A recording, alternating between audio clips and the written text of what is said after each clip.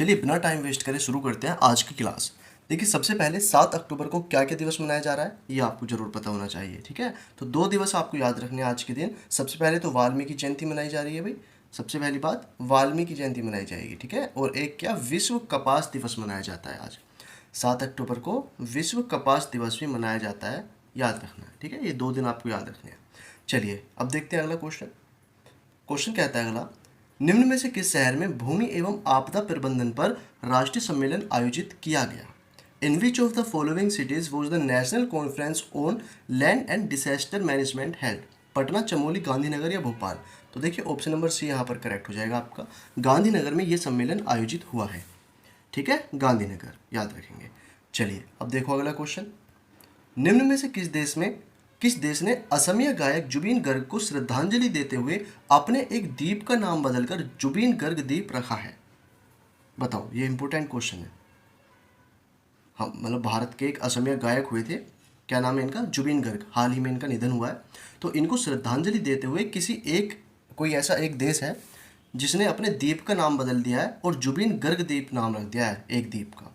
तो भाई सिंगापुर देश ने ये काम किया है। ठीक है ना, सिंगापुर देश ने जुबीन गर्ग द्वीप नाम रख दिया है एक द्वीप का नाम बदल करके। याद रखेंगे, ये क्वेश्चन पूछा जा सकता है कि किस देश ने रखा है। तो भारत ने नहीं रखा, किसने? सिंगापुर ने रखा है ये नाम। ठीक है, याद रखना। चलिए अब देखते हैं अगला क्वेश्चन। देखिए क्वेश्चन क्या कहता है अगला, विश्व भारोत्तोलन चैंपियनशिप 2025 यानी कि वर्ल्ड वेट लिफ्टिंग चैंपियनशिप 2025 कहाँ आयोजित की गई, जिसमें मीराबाई चानू ने रजत पदक यानी कि सिल्वर मेडल जीता है? तो ये चैंपियनशिप आयोजित कहाँ पर हुई थी? तो ये हुई थी नॉर्वे में। ऑप्शन नंबर सी, नॉर्वे में आयोजित हुई थी। और मीराबाई चानू भारतीय हैं जो कि इन्होंने सिल्वर मेडल जीता है इसमें, ये भी आपको याद रखना है। ठीक है, चलो अब देखो अगला क्वेश्चन।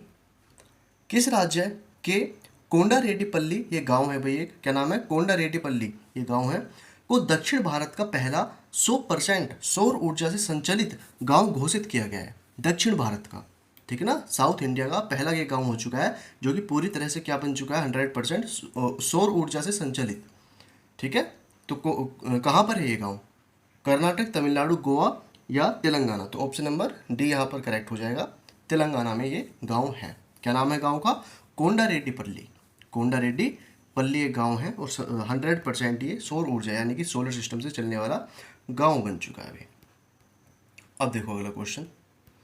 निम्न में से कौन हिम तेंदुओं की पूर्ण जनसंख्या का आकलन करने वाला भारत का पहला राज्य बन गया है?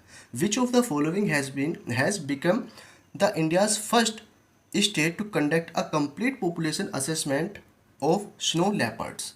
बिहार, हिमाचल प्रदेश, असम या गोवा? तो यहाँ पर हो गया ऑप्शन नंबर बी आपका, हिमाचल प्रदेश। ठीक है ना, हिमाचल प्रदेश ने ये काम किया है हिम तेंदुओं के लिए। ठीक है, याद रखेंगे। चलिए अब देखते हैं अगला क्वेश्चन। किस देश को सामाजिक सुरक्षा में उत्कृष्ट उपलब्धि के लिए ISSA पुरस्कार प्रदान किया गया? भारत, अमेरिका, ब्राजील या कनाडा? तो ऑप्शन नंबर ए यहाँ पर करेक्ट होगा, आपको भारत को मिला है। ठीक है ना, ISSA की फुल फॉर्म क्या होती है? तो इंफॉर्मेशन सिस्टम्स सिक्योरिटी एसोसिएशन, ये फुल फॉर्म है इसकी, ISSA की। याद रखेंगे। Which of the following countries has been awarded the ISSA award for outstanding achievement in social security? Bharat ने ये जीता है कह सकते हैं। ठीक है, चलिए अब देखते हैं अगला क्वेश्चन। और आगे बढ़ने से पहले चैनल को सब्सक्राइब कर लेना, नहीं किया है तो आपने। ठीक है भाई, क्योंकि आपको डेली करंट अफेयर्स यहाँ पर मिलते रहते हैं। क्वेश्चन कहता है अगला, डॉक्टर गुणवंत राय गणपत लाल पारिख, ये नाम आपको याद रखना है, थोड़ा सा हो सकता है पूछ ले जाए आपसे कहीं। क्या नाम है? डॉक्टर गुणवंत राय गणपत लाल पारिख का 100 वर्ष की आयु में निधन हो गया है। वो कौन थे? तो भाई ये थे एक सामाजिक कार्यकर्ता। ऑप्शन नंबर सी यहाँ पर करेक्ट हो जाएगा। सोशल एक्टिविस्ट थे एक, और ये गांधी जी के साथ भी इन्होंने काम किया था। ठीक है, क्या नाम है इनका? डॉक्टर गुणवंत राय गणपत लाल पारिख। अभी 100 वर्ष की आयु में इनका निधन हुआ है, याद रख लेंगे। अब देखेंगे अगला question.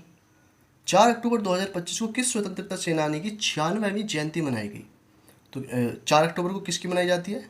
Option number B, Shyamji Krishna Varma की 96वीं ये जयंती मनाई गई थी। ठीक है, चलिए अब देखो अगला क्वेश्चन। किसके द्वारा they will suit you madam, ये बुक है एक, ठीक है ना, बुक आपको दिख रही होगी इमेज में भी, they will suit you madam, ये किसके द्वारा लिखी गई है ये किताब? तो हरिंदर बवेजा के द्वारा लिखी गई है ये किताब। हरिंदर बवेजा के द्वारा they will suit you madam, एक किताब है एक, ठीक है, याद रखेंगे इसको भी, हरिंदर बवेजा। अब देखेंगे अगला क्वेश्चन, निम्न में से किसे 2025 में दुनिया के सबसे अधिक आबादी वाले शहरों की सूची में पहला स्थान मिला है? पहला स्थान, फर्स्ट पोजीशन पे कौन सा शहर आ चुका है 2025 में? तो ऑप्शन नंबर यहाँ पर डी हो जाएगा, टोक्यो आ चुका है, ठीक है ना। टोक्यो दुनिया का सबसे ज़्यादा आबादी वाला शहर बन चुका है, याद रखेंगे टोक्यो। नेक्स्ट क्वेश्चन देखते हैं। क्वेश्चन कहता है अगला आपका, दिल्ली में आयोजित ISSF जूनियर विश्व कप 2025 में भारत को कौन सा स्थान प्राप्त हुआ? What was the rank of India in ISSF junior world cup 2025 held in Delhi? तो दिल्ली में ये हो रहा था भाई ISSF जूनियर वर्ल्ड कप। तो भारत को कौन सा स्थान मिला है? तो भारत को पहला ही मिला है भाई, ऑप्शन नंबर ए, भारत को मिला है पहला स्थान, ठीक, याद रखेंगे। चलिए अब देखते हैं अगला क्वेश्चन। क्वेश्चन कहता है अगला, भाषा के आधार पर गठित पहला राज्य कौन सा था? जो कि भाषा के आधार को लेकर के गठित किया गया था, तो कौन सा राज्य था वो पहला? महाराष्ट्र, आंध्र प्रदेश, गुजरात या कर्नाटक? ये आपका जीके से रिलेटेड क्वेश्चन है, ठीक है। इसका आंसर आप लोग मुझे कमेंट बॉक्स में दे देना भाई, ठीक है ना। चलिए, और देखिए PDF आपको टेलीग्राम पर मिलेगी, तो टेलीग्राम ज्वाइन कर लेना, लिंक आपको डिस्क्रिप्शन में मिल जाएगी। यहाँ चैनल को सब्सक्राइब जरूर कर लेना अगर आपने नहीं किया है तो। सब्सक्राइब करिए, शेयर करिए क्लास को अगर आपको हेल्पफुल लगती है तो। डेली करंट अफेयर्स आपको मिलते हैं यहाँ पर, तो चैनल को सब्सक्राइब जरूर कर लेना, ठीक है। चलिए मिलते हैं दोस्तों अगली क्लास में। जय हिंद, वंदे मातरम, ध्यान रखिए अपना, बाय।